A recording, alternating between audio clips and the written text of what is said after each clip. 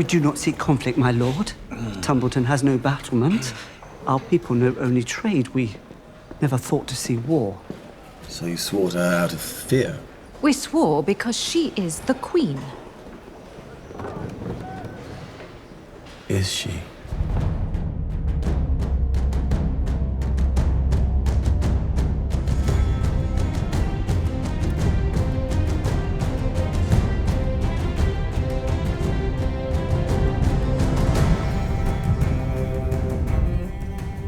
Welcome back to the official Game of Thrones podcast, House of the Dragon. I'm Greta Johnsen. And I'm Jason Concepcion. And war has come to Tumbleton, led by a man who is very sensitive about odors, Lord Ormund. The nose knows, Jason. Today we are talking about the 4th episode of Season 3 of House of the Dragon, which was written by David Hancock and directed by Claire Kilner. We'll be breaking it all down with two wonderful guests. First, we'll talk with Phoebe Campbell, who plays Lady Rhaena Targaryen. And then we'll unpack the episode with writer and executive producer David Hancock. Let's get into it. Gods, they are incessant. And thanks to Aegon, all the rat catchers are dead. On board ship, we kept cats. Whew. Okay.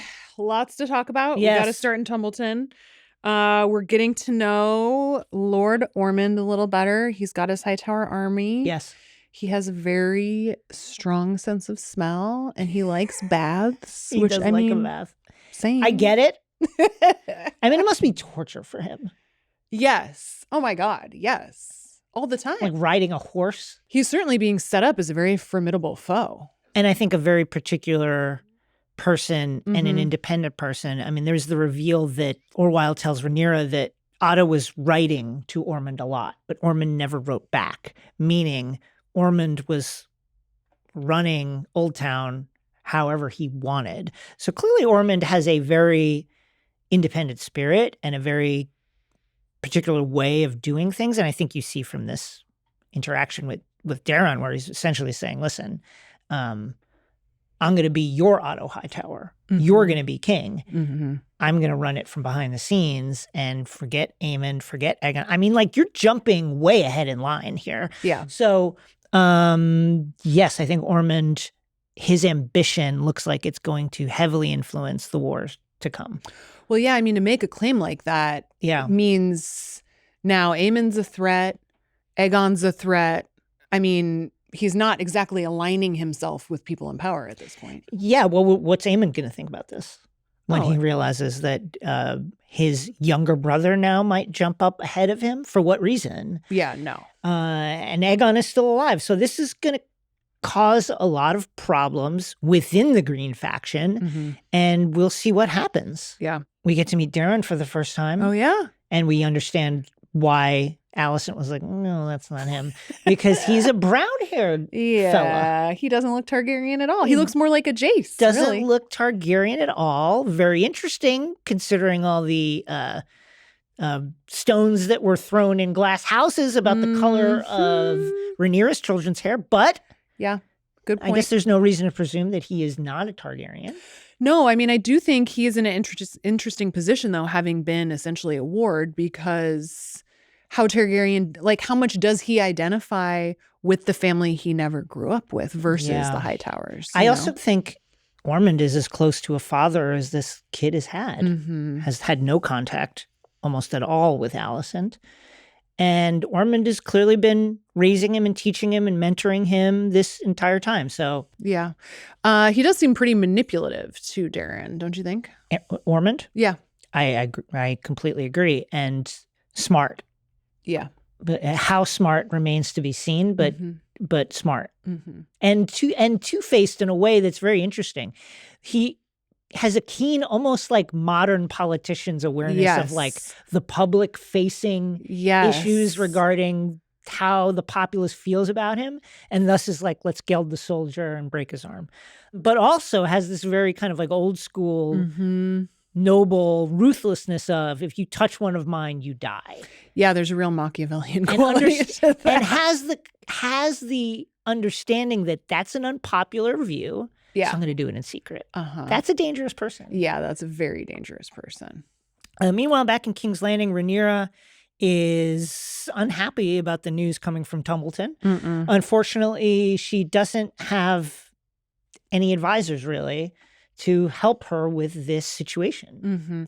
Now, let's remind people why this is such an issue for her. I mean, essentially, this is the most formidable host against her cause at this point, given the fact that we don't know where Aemond is and what Vhagar's up to. Well, right? I think there's this army, as you said, that's pretty close to the capital, and they have a dragon, and the dragon's rider is a potential claimant to the throne that she currently sits on. So it's very concerning. Well, and the fact that they're living with people in the town means, and she's talked about this, like she can't just go raise the army that's in a field with her dragon and call it a day. You know, in order to destroy this enemy at this point, she would also inevitably have to destroy actual village people, which she would rather not do. And she just, not to mention the fact that those people have families like Hugh, who I think would take it very badly. You know, like what if you order Hugh to go burn his family potentially? I think that's not going to go over that well. Yeah. I guess there's also the option of sending your own army over to pick out the Hightower army. I mean, I think that's certainly an option. Just send them in. I think the other problem is armies in this world, when they take a city, they don't just like kind of quietly take it. They then loot the entire place and kill a lot of people. So it seems like bad options all around for her. Is this when Rhaenyra develops the Central Intelligence Agency then? Well, she's got Mysaria. That's true. And, you know, speaking of which, her small council is, I mean, shouts to Orwyle, who is showing up. Yeah. Yeah. I mean, the fact that she does not have a more solid base of support on her own council continues to be a huge problem.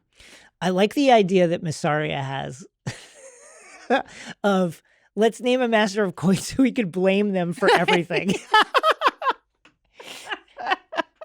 It's great. Yeah, and then let's do a master of war too, so we can blame that person for the war. We can send him in, and the master of buildings, so that when we burn all the buildings, we can be like, it's your fault. So once again, we see Rhaenyra turning to Alicent for more reconnaissance and advice. Should we listen to that? Yeah, let's do that. He sees himself as a scholar. He studies the histories, he collects tapestries, writes ballads, despises the ignorant and uncouth. When we were young, Gwaine thought him cruel, but Gwaine thought that of many. How is he with Daemon? Fatherly, I'm told. Daemon's only a babe when he took him to ward. What is it? Oh, look at this. Did it pain you to have to send your child away? It's my choice. Shouldn't that be Myssaria's job? What is Mysaria doing besides rooting for communist revolution in the country? I mean, she's got her angle. I mean, like, you're the master of whispers. Yeah. What do you know about this guy? Yeah, figure it out. No, that is a really good point. Yeah. But I mean, I think it does make sense to ask Alicent about, I mean, he's her cousin, right? Yes. And a wealth of information, clearly. Yeah. In particular, his potential cruel streak, the fact that he's very intelligent, or at least believes himself to be. And then the nose thing. Yeah, the nose thing. Lord Odor. Yeah, very curious to see what happens with that. Obviously, it's going to keep coming up. I'm not sure how. You know, it's very interesting because Rhaenyra is asking for intelligence at first, but then really dives into the personal with, what did you feel when you sent your child away? Like, why did you want to do that? I think it's kind of a lovely moment because Rhaenyra's asking a question she's genuinely curious about, and Alicent answers it truthfully. And I think Alicent's answer makes a lot of sense. I mean, for one, you see how those kids turned out. Yes. And, you know, especially given what Alicent herself went through, what she saw happen to those kids, I think she gave him away in the first place because she thought it would help protect him from what it's like to grow up in court. I think that's right. What do you make of their relationship now, Rhaenyra and Alicent? Oh, I love it. I mean, I want them to just ride off into the sunset together, you know? Yeah, I kind of feel like how much more does Alicent have to do? That's where I am with it. Like, what more? You have the city, beheaded her father, you might kill her son, or you thought you were going to, but then you didn't. You haven't released Alicent and Helena. So yeah, what do you want Rhaenyra to? You want her to release Alicent? And now you're Helena. asking her about all these things about her own family. I just feel like, get on with it already. I hear you. I think the other side of that, though, is like the realm is in a shambles. Mm-hmm. Nobody's got any money. This home is all Alicent has known for a very long time. She can go back to Old Town. I doubt she'll be taken any more seriously there than she was at King's Landing. Yeah, but she's fed. She's still getting nice dresses. She That's knows her daughter is true. safe. I just feel like she'd be, if she was in Old Town, she'd be home and she'd be much safer than now. And I feel like whatever this is, and it's quite clear that there's a level of trust between them that doesn't exist for anybody else. As weird as this relationship is, this is a dead end. You can't keep doing this. Yeah, yes. You're going to end up disappointed at best. You cannot keep doing this. If other people find out that it's Alicent who's been feeding you information the whole time, Alicent can never go home, one, because they'll never accept her back there. Yeah. And they throw her in jail at best. And everybody's going to suspect that you don't know what you're doing or are a cat's paw of the Hightowers. Yes. Yeah. So I feel like we've got to, at some point, while this is, okay, fine. I like it. I like it. You know? But we've got to stop this at some point. We just got to stop. Well, and yeah, I think also sort of to your point, like if Rhaenyra can't even legitimize Corlys's bastards, how is she going to help Alicent? Yeah. You know? As we saw last episode, Rhaenyra's grasp on power is, I guess we could say, tentative at best. Uh-huh. And there is some dissent in King's Landing among the commons folk, as we see from the graffiti. Yep, we have Queen of the Bastards. The old slur against her. I was going to say, it works on a couple different levels these days. One, it's true. One, it's true. It's true about her own sons. It's also true in terms of raising up these bastards on dragons. Yeah. Which delegitimizes, as we've talked about, that sort of like borderline divinity that Targaryens were supposed to have. I wonder if she cares a little too much about what the common folk think, only from this perspective. If everybody's fed, nobody cares. Like, if you go around pulling people out of their homes and looking for paint stains, fine, that will scare some people for a while. Right. But if everybody's eating, then I think that's really the solution that you need to go for. Yes. This punitive stuff, it feels like a dead end. What do you think of her strategy here? Oh my God. I mean, she has so many bigger problems than that somebody has written Queen of Bastards in some places. Written it pretty big, though. Sure. But I mean, I don't know. I feel like there's also a version where she's like, yeah, I'm the Queen of Bastards. What are you going to do? What are you going to do about it? I don't care. Know? Have some bread. You're welcome. It's a great point because there is like a sensitivity to it that feels like, ooh, did we touch a nerve on this one? Right. Yeah, I feel like she should be beyond this at some point. You know? What do you think of the fact that the High Septon still isn't coronating her and speaking of things that probably she should be worrying about other stuff instead of that. What do you think about that? I think she should be thinking about, how do I get the High Septon on my side, whether it's bribes or what do you want? Like, what is it that you want? I found it very interesting that when she talked about moving him aside somehow, Orwell immediately was like, well, if you want to kill High Septon, I'm all in. I'm all in. It was like, whoa, be easy, you know? Orwell, okay. But you do think she needs to be... she needs the Septon on her side. I think she very clearly does. I think she does because she doesn't have anything else for the people. She has these little gifts and alms, but what they need is food. Yeah. And she can't give it. And it's also like she's eating, right? People are eating in King's Landing inside the castle. Yeah. So she needs to figure that out. And one way she can kind of mollify the people, I think, is align yourself with the faith however you need to do that. So this is also our first episode where we see Ulf White That's as right. a newly minted knight. He can sense the dissatisfaction with Rhaenyra and King's Landing. Let's take a listen to that scene.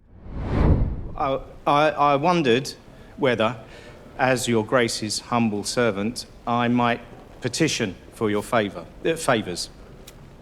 Speak them. For a man named Mudger, a small holding outside Rosby, an exemption from taxes, thanking your Grace, and for a fellow named Clay, a pardon for various small crimes. We don't have to go into that. And passage to These lease. favours are not in your name. No, your Grace. Therefore, allies from a tavern I frequented previously. A tavern. Your Such good thoughts. comic relief. Your thoughts on this? Oh, I mean, it's perfect. I know. He clearly thinks he has way more pull than he does. I would push back and say he has more pull than she thinks he has. Sure. Because, for instance, who is the gentleman? Clay, pardon for various small crimes. Various we don't small have to. crimes. We don't We have don't to go have to into get that. into it. I do think that, like, here's one that's free. That doesn't cost anything. The tax-free, like, small house. Sure. That is ridiculous. Maybe a house. We're still taxing it. Get out of here. Ulf doesn't have a house yet. I think he We'll needs to get- focus on his, We'll that's get where him- I'm at. We'll get him something. But this guy, Clay, if it brings Ulf closer to you and it costs Sure. zero money Yes. to just be like, okay, fine, Yes. the pickpocketing and whatever it is you did, that's fine. I think you do it. I think you do it if you're the queen. I hear you. I think, that is an interesting metric of like, what does it cost me and what do I get out of It's it? a in zero- return? And you do need a dude with a big dragon who's like a wild card to feel as aligned with you as possible. I came away feeling like Rhaenyra should have given this a more serious hearing than she did. Because she is kind of asking for everything from everyone and giving, I mean, to be fair, a dragon and a style is a big deal. But he's still risking his life on the dragon, and you still need him. And at this point, you haven't produced much for these allies of yours. I think it's very interesting for just to say, Ulf is thinking about his allies, repaying them, and she is not thinking about repaying her allies at all. Ooh, that's nice. That's nice. I think an issue. I do think it's worth noting that in the case of Ulf, they're less actually his allies and more just his drinking buddies. His pals. Well, I mean, they supported him when he was a nobody. In Cheers, where everybody knows your name. Well, and he got a round of drinks the other day. He had to pay for all of that. Yeah, exactly. But I just think Rhaenyra needs to. It's crazy to say this, but take a note from Ulf. That is funny. And look at the way that Ulf is open-handed with the people who supported him in the past. Yeah. And think about trying to be that way I with the appreciate people who that. are supporting you now. So why do you think Ulf mentioned the Queen of Bastards graffiti to her? I think Ulf absurdly thinks of himself as some sort of tribune of the people. Mm-hmm. And he wants her to know the people are unhappy and that this is a powder keg that could explode at some point. Mm-hmm. I think he's trying to say that in a very kind of rough and not that subtle way.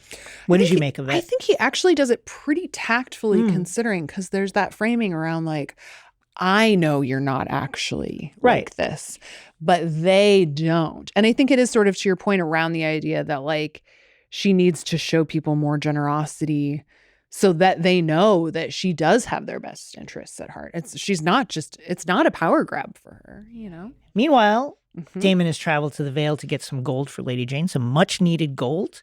And he discovers our good friend Rhaena as Sheepstealer's rider hiding in a cave. Let's play that clip. I wanted only to help. To show her, to show you. I never intended. Does she suffer? Jane Erin knows you are here. You were meant to accompany my sons to Pentos. They are well attended. They will be safe. You swore to be their guardian. And do what? Teach them to be ladies of the realm. I would be of no use there. Just as I was of no use here. That was always my move when I got in trouble as a rebellious teen, is to turn it around. Well, everybody else's curfew is 11. Did it work for you? No, not sometimes. Like, did I swear to go? Yes. But to do what? Your thoughts on this scene? One thing I find really striking about this scene is Caraxes sniffing out Sheepstealer and flying over there against Daemon's will, because you see even a very well-seasoned dragon rider can't always control not easy. his dragon. And it's just another indicator of like, oh yeah, these dragons, they don't always do what you want them to do. They have a mind of their own. I will say that this, despite the cold-blooded murder of a regular sheep herder in the hills, who presumably has a family that depends on him and who will now go hungry, I came away absurdly with a good feeling about Daemon. Like his willingness to protect his daughter. Sure. From the queen's anger. The fact that he would go to such lengths to protect someone close to him. I'm not saying it's good. That's such a funny spin. I'm not saying it's good, and I'm not saying what he did was good, but I'm saying like the instinct itself is one of the more positive traits that he has. Don't you think? Yes, but it's still pretty hard spin that you're putting on it. I agree. I think my problem, again, back to telling lies that are easily disprovable, is that Rhaenyra is gonna find out. She's going to find out at some point. She's going to find out any second. Oh, and that's, like, it's not going to work. Also, I'm sorry. That's my bad. I ruined the battle. I'm paying penance by living in this cave got now. Jace killed. And that's on me. I don't need what was I going to do in Pentos? Watch the kids? Yeah. Like, own it a little bit. And then I can back you up and protect you from the king's anger. But again, I found it to be a positive attribute from him. The fatherly love. I was going to say, it is, I guess, in this world, it's a nice dad move. Yeah. Yeah. Okay, let's talk about Aegon and Larys and Rook's Rest. Do you think that Sunfire is alive, as Aegon thinks? Oh, I never considered that seriously. No. Do we have precedent of a dragon appearing to be dead for a long time and coming back to life? We have very little. But I will say that Aegon's clear, sincere belief and the Targaryen connection with dragons had me questioning it for the first time. I mean, that dragon looks dead. Well, that's the thing. There's also a lot of precedent for crazy Targaryen. So I thought maybe he was just, like he's at his wit's end. He desperately wants this dragon, the symbol of his power, to be alive. So he's going to hold on to any. I found it very moving. It's like you can kind of forget that as powerful as they are, there is a bond that is something like horse and rider or dog and person, like not quite a pet, but certainly a companion. It's very sad. It is really sad. It's very confusing for me to like feel sympathy for Aegon. Even when he was named Deputy Piss Bucket Boy of Rook's Rest. Is this what he needed all along? The assistant to the regional piss boy? Yeah, exactly. Mr. Assistant. Mr. Assistant to the regional piss boy. Yeah. Is he finally getting his comeuppance? I mean, clearly, right? I mean, it's this. He's dealing with the pain. He is doing something that is humbling for probably any person in this world, regardless of stature. And I thought he was handling it pretty well. Like, he got a little hangry. That could happen to any of us. I found myself, these are all terrible people to a certain degree. Of course. But I did find myself feeling like Aegon was getting a perspective that is important. Yes. To see how much people struggle in this world and the desperate straits that they will willingly put themselves in order to survive. That's important, I think. Yeah, it kind of makes me think of like a Jaime Lannister, who I think I mean, I can't call it a similar trajectory because I don't know exactly what's going to happen with Aegon. But that idea of being a deeply unlikable person initially and, you know, hitting that low point and then having to recover and seeing what sort of person they end up as on the other side of that, I think is really interesting. Yeah. Okay, so at the end of the episode, we return to our conflict in Tumbleton. And we see Ormond's true colors come out. Yeah. I do think the kind of public-facing leadership versus the decisions you're making behind closed doors, it's very nefarious with this guy. Yeah, I agree. It's very dangerous, very nefarious, very destabilizing. The last thing either side needs is people scheming against the leaders, and that's what he's doing. He's doing it, I guess, in his own mind for the glory and power and security of the Hightower family. And I think that's clearly what he wants to position Daemon as. Alicent sent Daemon there to be raised a Hightower. Ormond considers him that, almost like a son. And I think Ormond is thinking, this is a Hightower in all but name, a king who is a Hightower with a dragon. That's tremendous for us. I think that's what he's angling for. The problem is, I don't think anybody else, even on his side, would agree with it. That's a good idea. Yeah, it is interesting to think of kind of the parallels between Ormond and Otto. Yeah. Because I feel like Otto, in a lot of ways, with Alicent, was aiming for, obviously it's different because she was a daughter and she didn't have a dragon, but kind of like how close can we get to the throne here and how much will that help us? Yeah, both of them had this trait of tell people what they want to hear and do what you want to do secretly. Yes. And that's dangerous. Yes. Very, very dangerous. I think especially when you're a father or a father figure for a young person. Yeah. Who, I guess we don't know a lot about Daemon, but it seems like he would want to do the right thing. It's a very telling moment, too, when he gets the note. He explodes in a way that makes you feel like he's keeping that inside at great effort to himself. Yes, there's some unpredictability to that. That's a bit alarming too. I agree. I can't imagine where this will go. If there's going to be a battle there, it's going to be bloody. Now it's time to talk more about Rhaena's conversation with Daemon, with Phoebe Campbell, who plays Lady Rhaena Targaryen.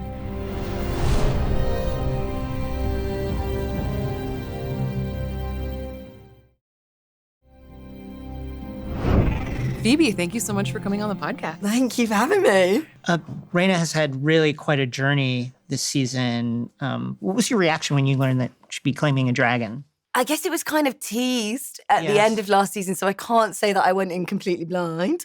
But when I mean, amazing. Do you know what I mean? It sort of feels like before, I kind of felt like I was missing out on all the fun. Not that I wasn't having fun, but, you know, I was like, House of the Dragon, like, Rhaena. Okay, so it was wicked. It really was, What was it like to film those sequences? On the dragon? With the VFX actor, like, befriending. Unbelievable. It's the coolest thing ever. And our sweet, sweet people who are in the blue, with the blue headdresses, absolutely incredible. They were in a bog for ages doing that. Lonnie would be the dragon. I feel like Sheepstealer was built by so many people on set, which was just like so nice. And I think I've mentioned before, my little dog Tina, not only was she with me, she actually kind of looks like Sheepstealer. So it was like this amazing thing that I was like, the underbite is like super, super strong. So I was like, wicked. Like I have a mini version of this. So it was amazing. Amazing. Rhaena's predicament, it really resonated with me in the sense that it's quite a human thing to want something, to get it, and then for it not to be like what you expected. How did you approach that with Rhaena? Yeah, I mean, I guess it's exactly what you've just said of like, it's such a familiar feeling, obviously not on the scale that we see it in the show, but like putting your all into something and failing and trying, finally getting it and being like, this isn't what I thought it was going to be. And something else has taken over me to lead me into these decisions, which I think is just such an important part of life that everyone experiences it. Hopefully not to the scale that Rhaena does, but you know, it's a really important, pivotal turning point in your life to be like, okay, I can try so hard for something and it cannot be for me. Yeah. What a bummer that the stakes are as high as they are. Bummer, though, right? honestly. It's like here she is. Actually. She's so young. It Yeah. could have been so exciting. She's got all these expectations. For sure. And I mean, what a miserable outcome. It couldn't be worse. Couldn't be worse. But I guess there's also the thing that, like, I never want to take away that she did the thing, you know? She did it and she got on. And I don't think a lot of people could have done that. Yes. And so I'm so proud of Rhaena for so many things. But obviously, you know, worst case scenario. Worst case. Yeah. There's a pivotal scene in this episode where Daemon finds Rhaena hiding in this cave. Tell us about filming that scene with Matt Smith.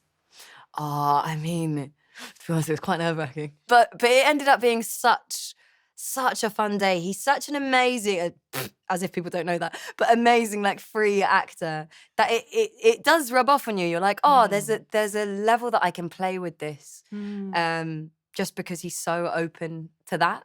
And also, like, just so funny being, like, very tense and angry at Matt Smith. What do you mean?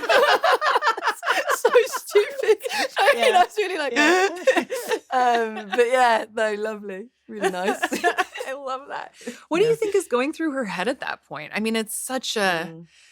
Here she is. She's achieved this amazing thing. It's gone absolutely terribly. She's talking to her dad about it, who, like, has not shown up for her. Yeah. You know, I mean, it's so complicated. Yeah, I think she reaches a point. I mean, after the aftermath of realizing what she's done and the self-flagellation and the shame and everything, she reaches a point that's like, actually, F all of this. Like, sorry, but that's sort of her only option, to be like, right, well, this is what it is, and who are you to tell me otherwise? Like, where have you been? Who are you to tell me I've done this wrong? You're an awful person.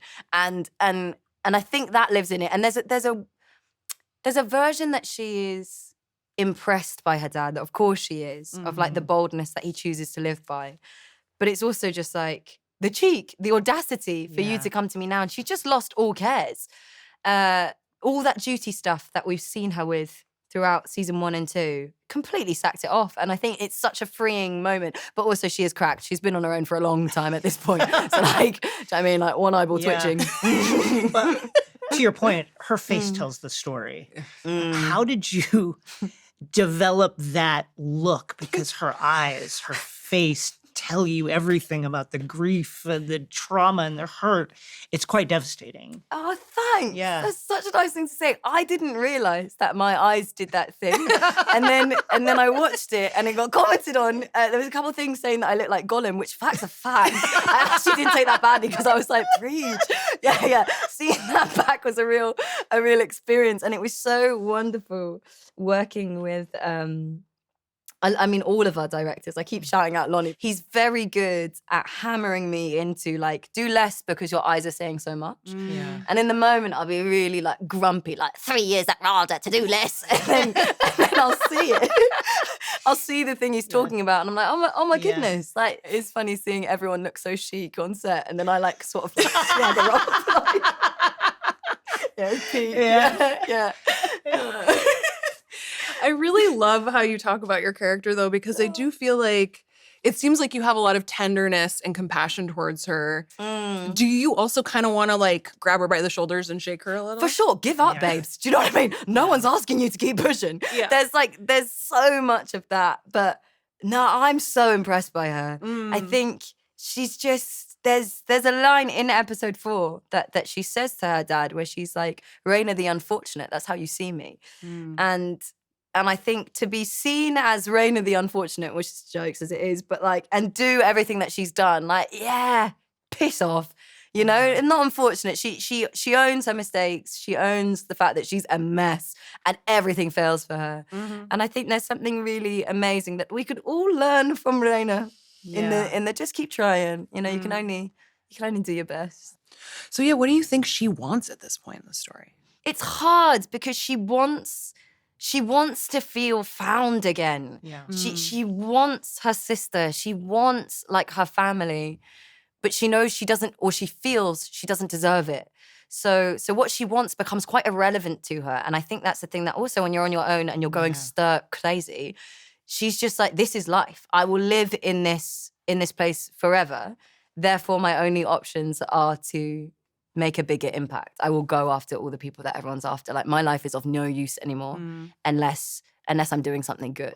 So, yeah, I think all she wants is to feel of use. Yeah. Yeah. In your mind, did you develop a backstory of what Rhaena and Sheepstealer are doing all this time? Like, what's going through? 100%. Yeah, tell us. As I say, I've got my little dog Tina. Yeah. So every time I'm like, Tina, come here. I actually think they play a little bit fair. It's like, honestly, I think she's having a lovely time with this dragon. yeah. This is maybe delusional from me, but yeah, I think, little fly around. We've seen the barbecue, little snacks here. Yes. They do enjoy meals together. Do you know what I mean? So I think there's having a lovely time. But then, she also gets thrown into a wall, but she's like, it's all good, I still love you, She's she can't deal with another rejection. Well, I mean, the wild dragon of it all. It's like, partly it is so interesting to see Sheepstealer in contrast to these other animals that we've gotten to know, because it is just a totally different situation. For sure. Yeah. Which was such an honor, actually. That was a really cool part of doing this season. Of like, not to say I'm special, but with no, I'm not saying I don't not. I mean, you're not Thank you so much. But like, even with the bucks and people, I for the first time I saw everyone else's bucks, and I feel it's beautiful, these like sort of throne looking things, but because mine is wild, I don't have to use imagination. They've built this dragon for me, and it's massive, and it's got these spikes that I hold on to. So like, even that was such a gift and treasure to be like, not only is this in the world a new thing that we've seen, on set, this is a new thing that we've seen. So that was really cool. Really cool. I love the way you describe the relationship as one between a pet and owner, although like maybe more balanced than that for sure. That Sheepstealer was so huge and dangerous. What is their relationship like? Is there love there? Is there 100%. And I think we see that throughout the season. It becomes clearer and more defined what is happening between them. But I think everyone in the world with their dragons, there is something that ties them intrinsically to them. And in Rhaenyra's case, because it wasn't the traditional bonding as such, there's an inherent trust, even though Sheepstealer's gone off. I think Rhaenyra blames herself more for that, for putting Sheepstealer in that position. That I think, I'm excited for people to see that connection. I feel very strongly about it. And I think when you're all alone, the thing you're drawn most to is, the one that just hangs about because you feed it and say nice things, and she sings to it badly. Made the choice that Rhaenyra had bronchitis in that first bit. Been a hard time for Rhaenyra, but I think, so I think, there's definitely something that lives within both of them, of each other. On the podcast, I described Daemon covering for Rhaenyra as the most selfless thing he's done. Ooh. I mean, it was really like a moment of love, even though it was warm, but it was a lie. How do you react to that? How do you feel about him covering for her? Matt and I were like, this is crazy. Like, Daemon's doing this. So, like, we did acknowledge that. We were like, that's mad. It is. I'm trying to think, does he gain anything from doing that? And actually, you're probably right. He doesn't really gain anything. I think it's just such a low anything bar. At all. I think that's the bar's in hell. Like, bar's in hell. Sorry, but well, that's the thing, and that's something that we see is that Rhaenyra does not trust her dad at all. And so it doesn't matter what he says, and it doesn't matter what he does. She's on the back foot with it, But like, thanks, Dad. I guess. There you go. Well, Phoebe, thank you so much for joining us. Thank you so much. Yes, thank you. Thanks, guys. Now it's time to dive deeper into this episode with executive producer and writer David Hancock. Let's go to that conversation.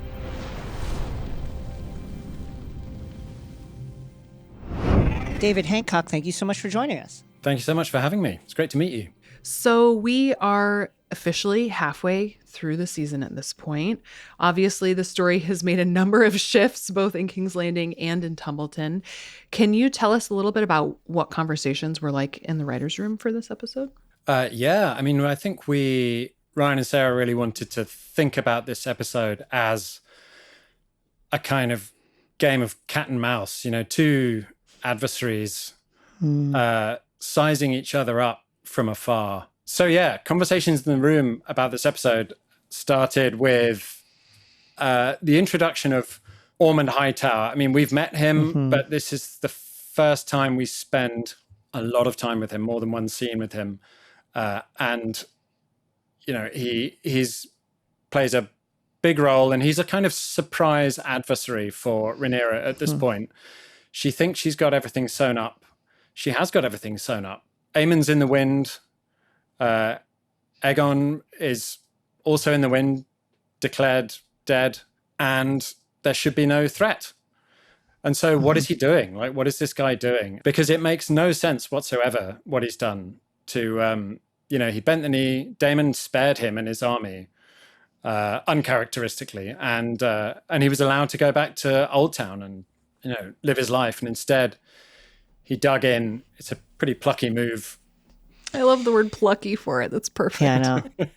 Ormond is such a unique character in this story because he really seems to have this well-formed perception of the importance of getting the small folk on your side, which is, something that I think escapes some of the other leaders in the struggle.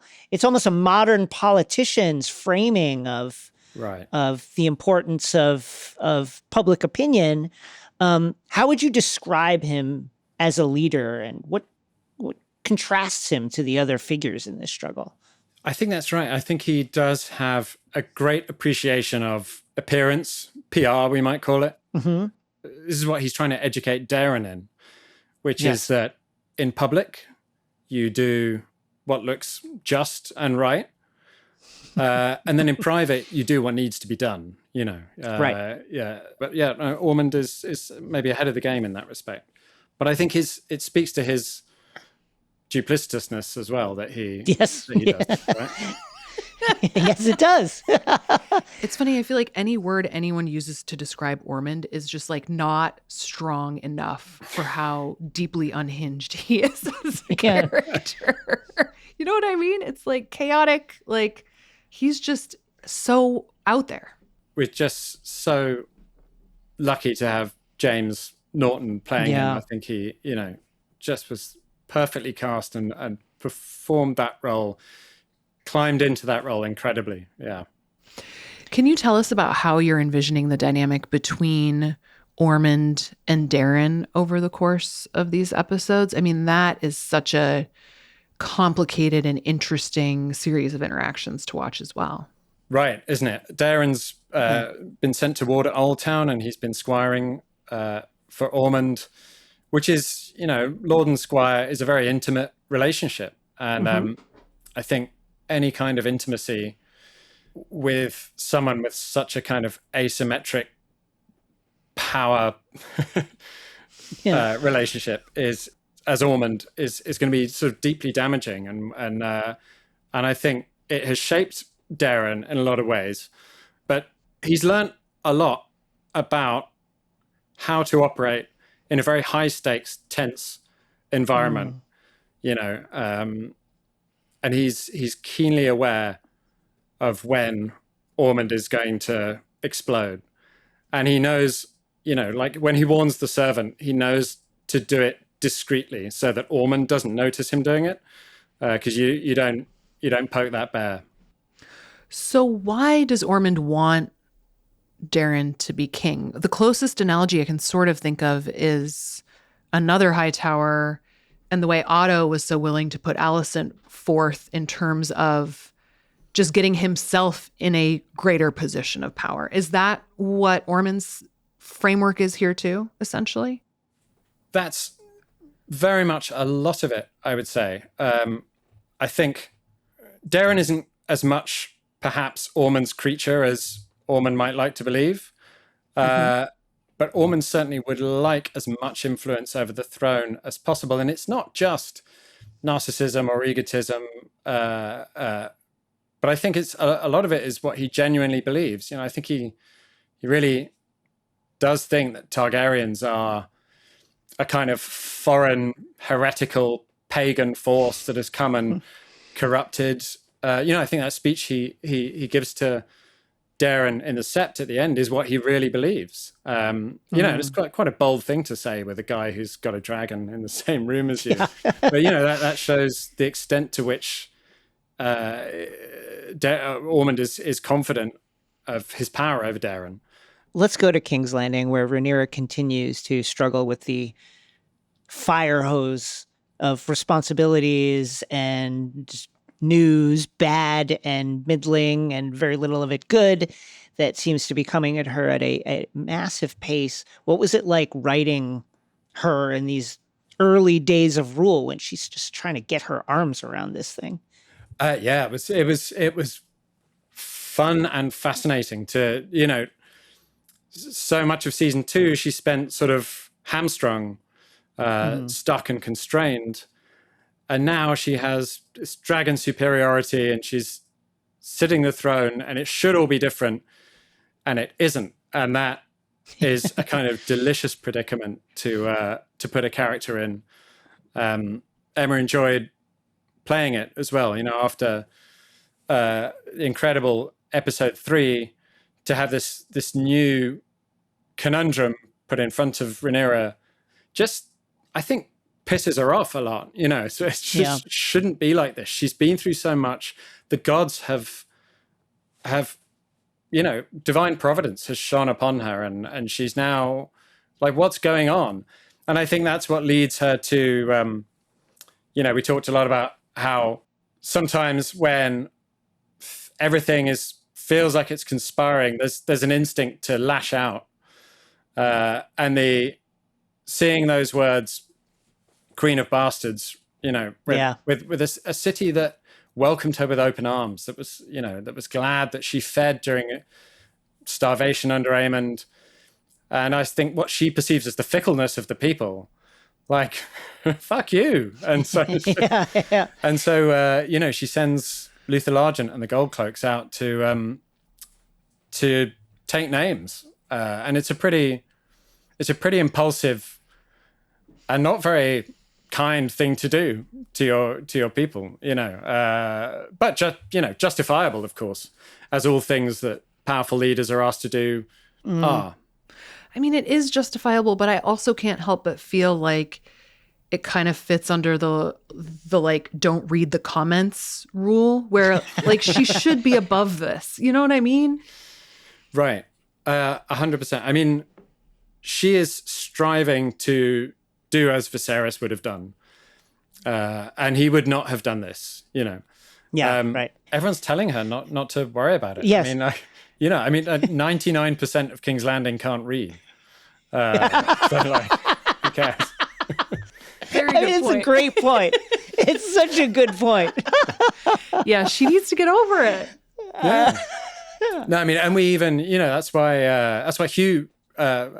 Ulf almost certainly can't read himself. So that's why he's kind of looking at it, and he overhears people talking about it. But the thing is, it is an easily, you know, the insult of it is that it's an easily repeatable slogan, and it's, people love a scurrilous rumor, and it is the sort of thing that, you know, once it's up there, people will be talking about it. Shifting tone a little bit, I would love to ask you about writing the scenes between Larys and Aegon in this season, because I think they're kind of hilarious together. I mean, it's such a joy. Is it? It's got to be, right? They're both so unhappy. And it's just great. Yeah, there's a film with Nell and I that where you've got one emotionally incontinent person who either gets very sad or very cross and just will express that, and then they're in very high risk situations, and the other member of the duo has to kind of manage both Aegon and all the sort of dangerous people that they run into. And I like how Matt plays Larys, just very calm and collected, but you know that inside he's working overdrive to, like, oh, what's Aegon going to do next? Well, yeah, I mean, Aegon wouldn't make it a day without Larys, clearly. Yeah, no, I mean, he's a hair's breadth away from screaming, "I'm the king," at anyone who looks at him wrong. And it's gorgeous. Do you think he's learning anything from this situation? Because I feel like he is, but to your point also, it does feel like he's about to scream, "How dare you, I am the king." But also just the fact that he's not doing that. Right. Makes me feel like there is some growth there in his personality. I mean, I absolutely think he's learning something. And I you know, we could talk about, we do talk about a lot about why Aegon is as he is. And obviously he had the relationship with his parents that he had. His father barely knew he was there, and his mother tried to slap sense into him.